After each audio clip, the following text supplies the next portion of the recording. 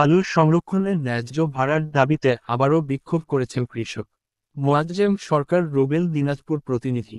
Dinajpur বীরগঞ্জে cold storage বিভাগের হিমাগার মানুষ কখনো এটি শৃঙ্খলা পছন্দ করেন না, কিন্তু যখন দেওয়ালে পেট থেকে যায় তখন নিজে আলুর সংরক্ষণের ন্যায্য ভাড়ার দাবিতে 23শে ফেব্রুয়ারি সকাল 11টার সময় শহীদ মিনার চত্বরে দ্বিতীয়বারের মতো মহাসড়ক অবরোধ।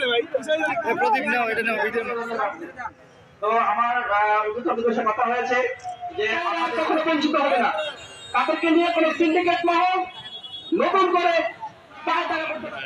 আমাদের বিশ্বাস আমাদের উপজেলা নির্বাহী অফিসার এটা যথেষ্ট সুরাহাত দিবে, আমরা বিশ্বাস করি। আগে কিন্তু হিমাগারে তারা খুলবে না, এটা ইউনিয়ন ছাত্র আপনাদেরকে ঘোষণা দিয়েছেন। সমাবেশ করেছে আলু চাষি ও ব্যবসায়ীরা। এর আগে গত তারিখে আলু চাষি ও ব্যবসায়ীরা একই দাবি নিয়ে বিক্ষোভ করলে উপজেলা নির্বাহীর অফিসারের আশ্বাসে বিক্ষোভ সমাবেশ স্থগিত করেন।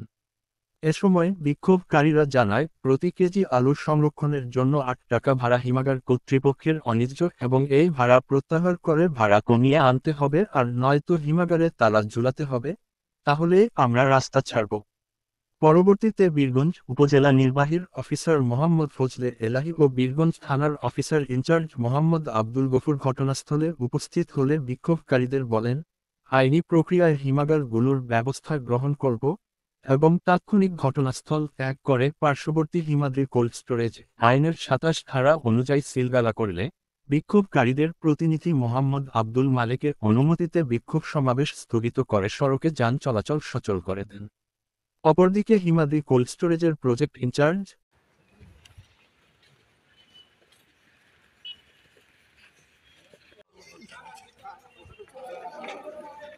ব্যবসা আছে না ওদের, এত সময় নিয়ে ইয়া করবে। মোহাম্মদ নুরুল নবী ভাড়া বৃদ্ধির বিষয়ে জানান, হিমাগার অ্যাসোসিয়েশনের মূল্যের তালিকা ও নিয়ম অনুযায়ী আমরা সবকিছু নির্ধারণ করেছি। এ বিষয়ে আমাদের নিজস্ব বানানো কোন নিয়ম অথবা মূল্য নেই।